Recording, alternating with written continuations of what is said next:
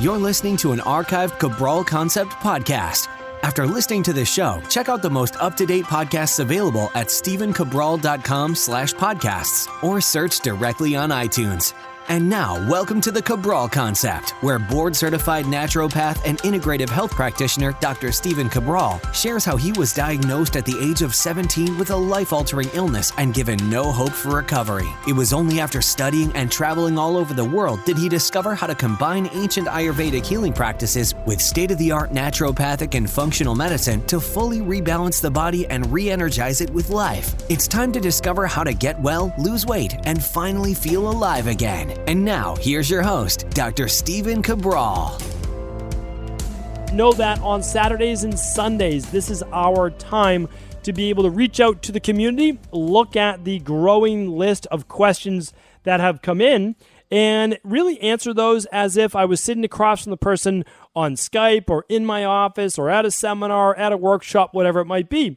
So although I do love, of course, meeting with people in person, I love giving seminars, I love being able to answer questions afterwards, one of my favorite things to do is really open up this document every single week, see the questions that have come in, and then be able to give you my honest answer as if this was a friend, family member, personalized wellness client who's coming in and looking for that same type of advice. So I'm not going back. I'm not researching these. What I'm giving you is actually data and experience and 20 years of private practice, essentially looking at all of these different things.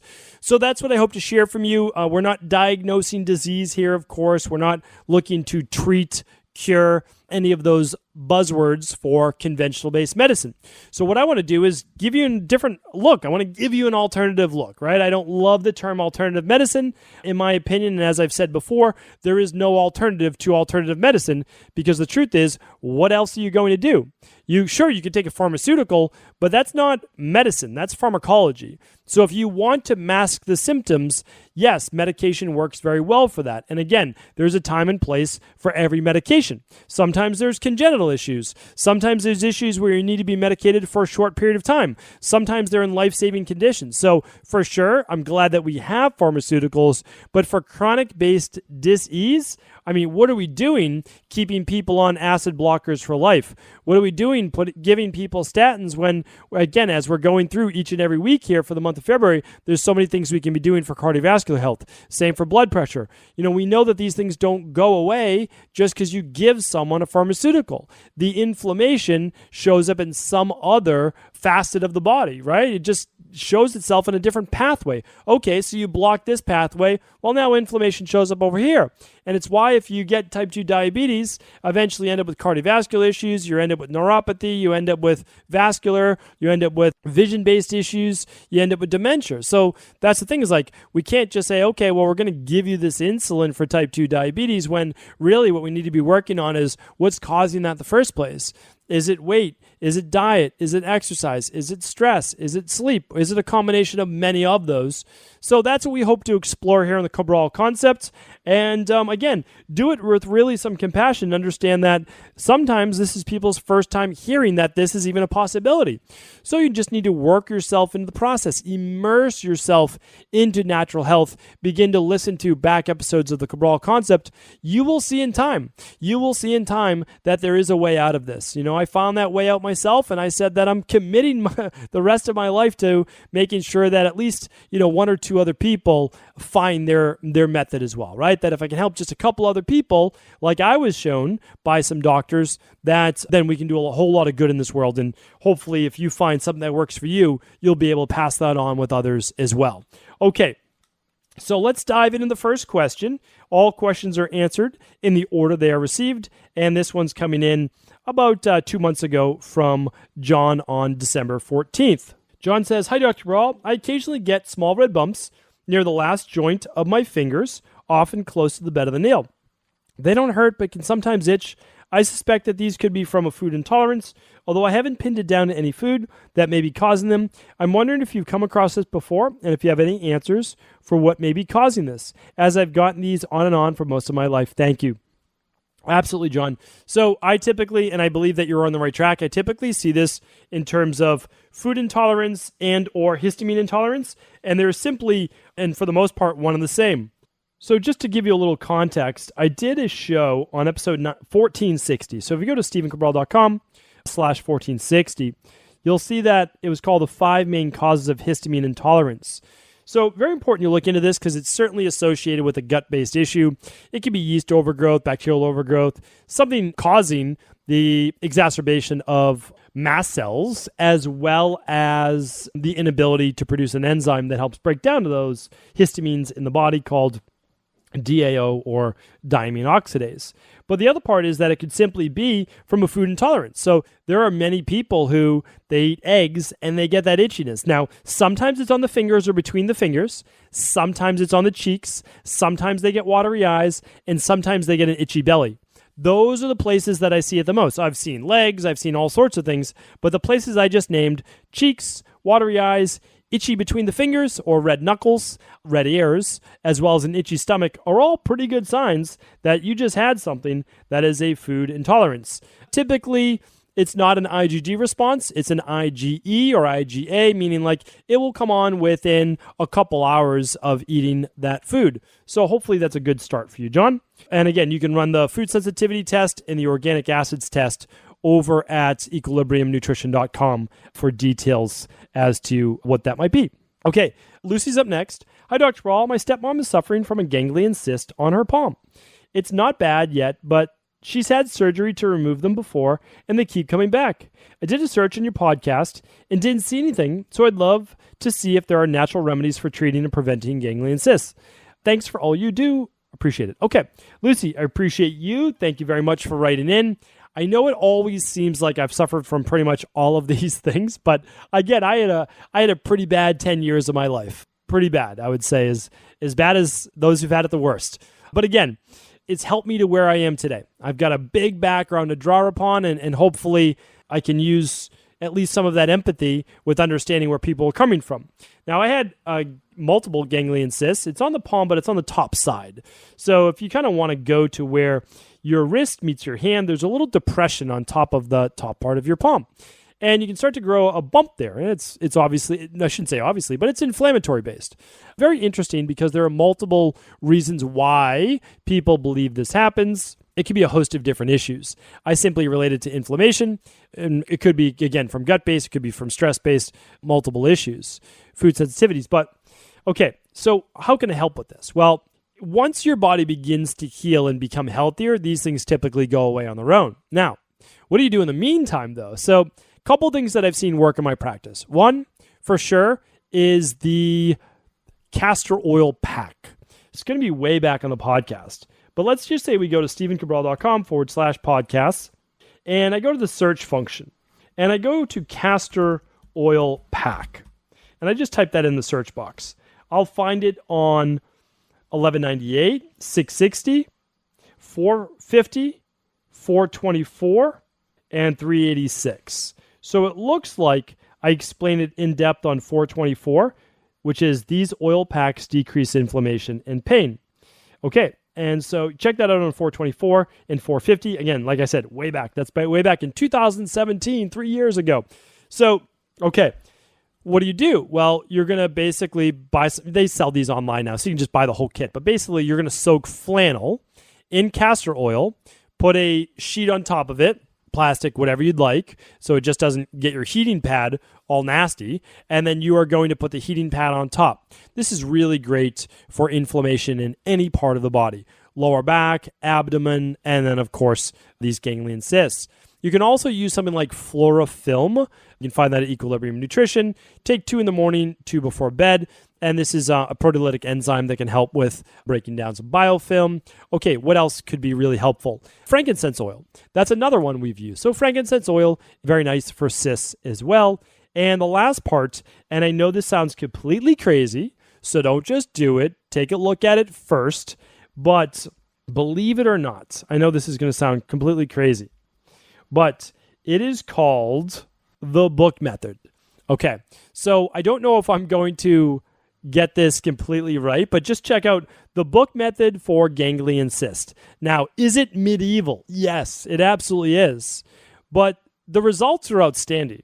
So I don't know that it would be my first go-to. I would probably use things like Epsom salt soaks and the hot cold for your hands. I've talked about this before, but for carpal tunnel and other issues, putting your hands in 3 minutes of an ice bath in your sink, taking them out, and then putting them in heat, and then going back in like a heating pad, and then going back in for 3 minutes and just alternating back and forth for 5 rounds. I've used that many times. But anyway, it's called the book method, and there's actually research on it through the National Institute for Health, and it's called Blunt Force. I believe it's called, because I've given this out many times in my practice, Blunt Force as an effective treatment for ganglion cysts, I believe. And it's something like it took 1.6 basically smacks of a book on top of the ganglion cyst for it to immediately go away. And again, is this my go-to? No, but I try to be an unbiased source, so I at least wanted you to know about that. So a bunch of different things that you can try, and Lucy, hopefully that helps, besides getting your mom very healthy by doing functional medicine detox, getting her on the daily foundational protocol level 2, etc. Healing her gut. All right. Lisa's up next. Hi, Dr. Ball. First, I want to thank you from the bottom of my heart for being someone I can trust to help me sift through all the information out there in health, fitness, longevity, and wellness. You're the best. Thank you, Lisa. I really appreciate that. I really appreciate all the kind words that people write in with. I really do. It's what fuels me and keeps me going. All right, she writes in, a few years ago, I started seeing a functional medicine practitioner. She tested my homocysteine levels, which came back at a whopping 87. I'm otherwise very healthy 50-year-old woman. I've tried various protocols to get my homocysteine levels down. I've been successful supplementing with very high doses of methylated folate, B12, trimethylglycine, etc. However, I'm extremely sensitive to these methyl donors and become extremely agitated, angry, and anxious. So although the homocysteine drops to a 12, I am absolutely miserable. Oh, drops the homocysteine to a 12. I'm absolutely miserable. So I've stopped taking methylated Bs, and the levels rise back up to the mid-40s. Is there any protocol you recommend to those of us with MTHFR SNPs who are struggling with hyperhomocysteinemia? Thanks so much for all you do. With gratitude, Lisa. Okay, Lisa. Yeah, this is something that we see. Again, we've got obviously a practice and we work with a lot of rare cases, I guess you could say. So we see these things, obviously, with yours being at an 87 for a homocysteine, that's quite high because we want it between 6.5 and 9.5. So, what do we do? Well, we look beyond the B vitamins. Now, I agree with you. Typically, it's just like you said. It's methylfolate, it's methylcobalamin, it's trimethylglycine. But you really want all of the Bs with that. So I like to do a lower dose B vitamin, like 1 capsule of our activated B complex, just to hit the bases, but not too high. Because we know we want more of the methyl donors. But here's what we also want to do. Is we want to look for aggravants. So if you haven't run your heavy metals yet, we want to run your heavy metals. We want to see other things that would be causing potential inflammation in these arteries. We also want to make sure that you're doing a functional medicine liver detox, like the detox we have over at Equilibrium Nutrition. And there's actually 3 more things that people often overlook when it comes to high homocysteine levels. And I'm going to give them to you right now. They are magnesium. Typically, magnesium glycinate, we like to use multiple forms of magnesium so that if someone has an issue with glycinate, that they're getting forms. So our full spectrum magnesium uses 3 different forms of magnesium, works really, really well, also helps with energy. So we use full spectrum magnesium. We use zinc. Zinc picolinate is great. A chelated form of zinc is great. And vitamin C. So what I'd like to do is, and oftentimes people use N-acetylcysteine as well. Okay, so now I know that actually zinc and magnesium and vitamin C actually help with homocysteine. But, okay, the N-acetylcysteine and the 3 of the products I just named actually help with liver detoxification. So as the liver begins to improve, it can do a better job with these methyl donors as well. One more thing that you might want to look at is just a different form of B12. Okay, so for example, let's say we have you use a higher dose of methylfolate. Does that aggravate you? It may not, okay? So methylfolate may not. But, okay, now we add in methylcobalamin, which is your B12. That's an issue now on top of the methylfolate. So what do? Well, we can actually have you try a adenosylcobalamin as well as a hydroxycobalamin. I think I've talked about this before on all the different forms of B12.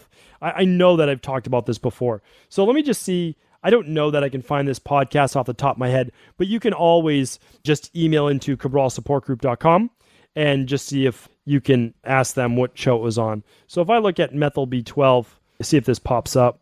Feel like the best form of B12. Oh, there we go. We've already answered it. It's 1390. All right. So check out 1390, Lisa, because what happens is we can maybe take away some of the methyl forms and actually give you the benefit with still getting trimethylglycine, maybe being careful with the amount of betaine you take in, because the betaine, which is another form of trimethylglycine, could be part of the issue. So let's separate them out. How do you do with a higher dosage of folate? Okay, good. Now let's add in adenosyl or hydroxycobalamin. How are you doing? Still okay? Good. Now let's add in maybe some of the trimethylglycine. Oh, that's the causal factor. You don't do well with betaine. So let's separate them out. This is what we do for very sensitive individuals in our practice, and we're able to figure that out. So hopefully that was helpful.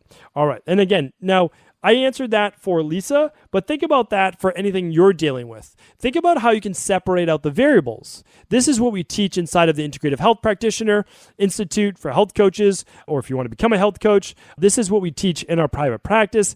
It's understanding variables and realizing that we're all individuals. We know what we need to do, but sometimes it's just like one little thing that needs to change. And for Lisa, maybe it's the over-methylated forms of the B vitamins, and we could just shift. We could just try something different, right? And then, of course, we can always run those lab tests to see how we're doing. Maybe Lisa just needs a little bit more methylfolate rather than even the higher dosages of B12. Okay, Anna's up next. Hello, Dr. Brawl. I'm wondering if you can give me some advice regarding my daughter, Florentine. She has a patch of dry red skin. The dryness and the redness fluctuates at the base of her neck. Also a small dry pink patch on her arm. She's had these patches since she was about 2 months old. She's now 7 months old. She is unaware of them. I saw a naturopath and I've eliminated dairy from my diet. This Friday will be a month without the dairy, and I don't think there has been any change. How long should I give it to be sure that dairy isn't causing the skin irritation? Kindest regards, Anna. Yeah, Anna, that's a good question. 4 to 6 weeks, but keep in mind that it might not just be dairy. So I would love you to run the food sensitivity test, and ideally that organic acids test over at equilibriumnutrition.com. The organic acids test is called the Candida Metabolic and Vitamins test, and the food sensitivity is still called the complete food sensitivity. So because it very well could be, again, the 3 most common food sensitivities, I did a podcast on this as well. Definitely check that out. Cow's milk dairy, for sure, number 1. Number 2, number 3, kind of tied, but it's gluten or wheat-based products, and it's also eggs. So that's what I call the trifecta, and that's because those come up over and over. Now, but there can be other ones. So like, hey, what if you have an issue around nuts? What if you have an issue around other things? So the best thing is, if you want to do an elimination-based diet, then you could certainly start there.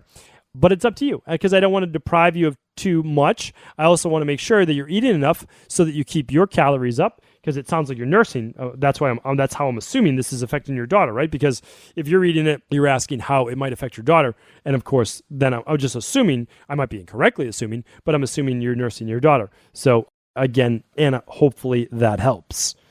Hi, Dr. Ball. A few weeks ago, I sent in a question for you about a recent cancer diagnosis. It is my second breast cancer diagnosis in 8 years. I'm extremely healthy and was really perplexed about why I was getting it again. I thought maybe from having meat in my diet and stress. Since then, I've had genetic testing, tested positive for BRCA2 gene mutation. So I think my question has been answered.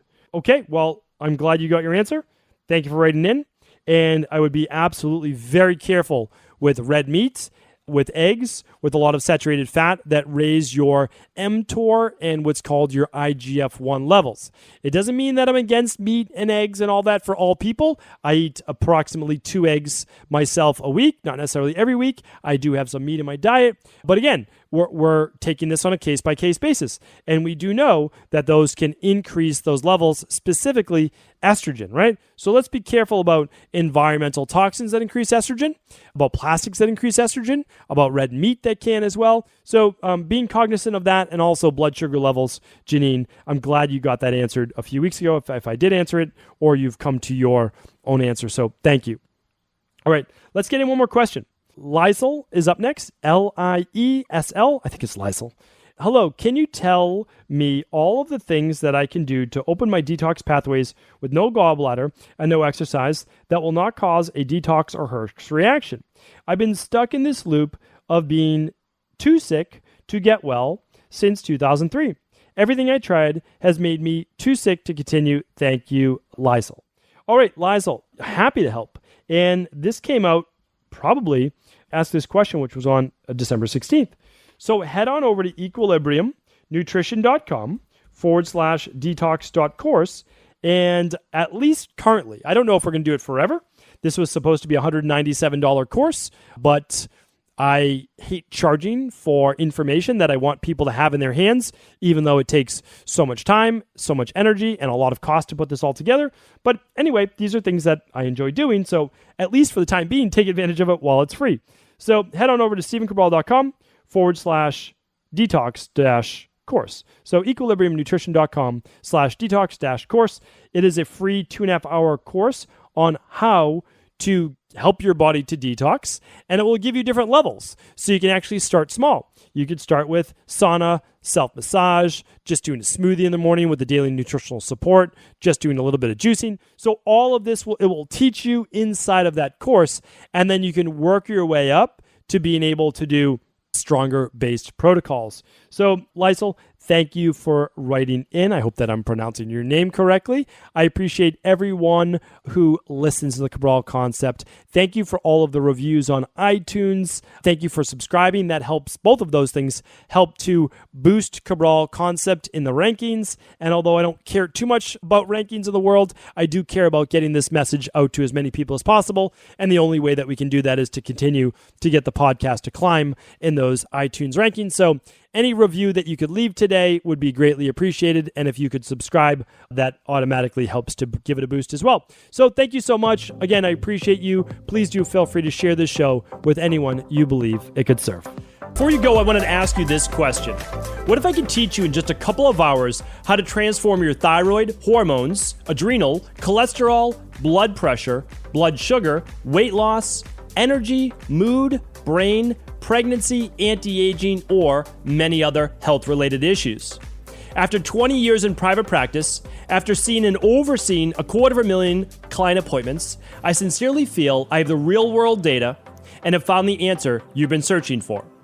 So what I've done is spent hundreds of hours of my own time refining what you need to know in order to uncover your underlying root cause health issues and then begin to rebalance the body and bring it back to a state of robust health and wellness. I'm going to teach you exactly what I do in my private practice so you can understand how you got here and now what you need to do in order to heal.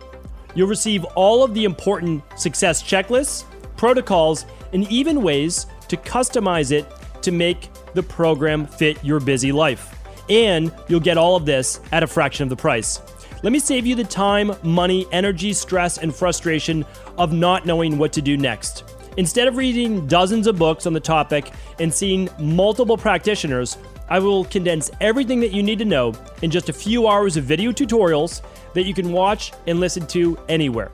Together, we will make this healing process an enjoyable one that you can take with you for the rest of your life. I wish you all of the best of health and happiness, and I hope to be able to guide you on your healing journey through my Health Results Accelerators. Simply choose the health imbalance you're currently suffering from, and by the end of today, you'll know what went wrong and how to get well again. I guarantee it.